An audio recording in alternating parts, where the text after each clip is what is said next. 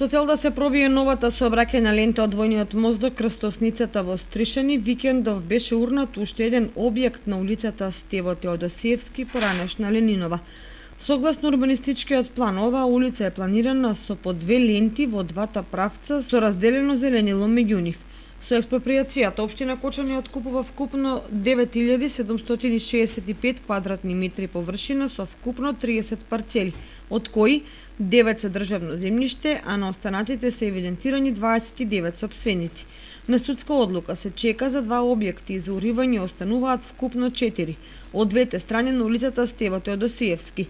Заради покомплексно решение, сообраќајот по Теодосије Паунов, улица на која се недоврзува Стево Теодосиевски, ќе се олеснува со кружни текови.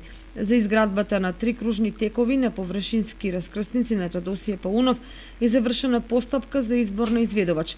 Според службите за јавни набавки во општина Кочани, Друштвото за градежништво Битем ќе гради кружни текови кај автобуската станица кај новата бензинска помпа на Лукойл испрема Усова чешма.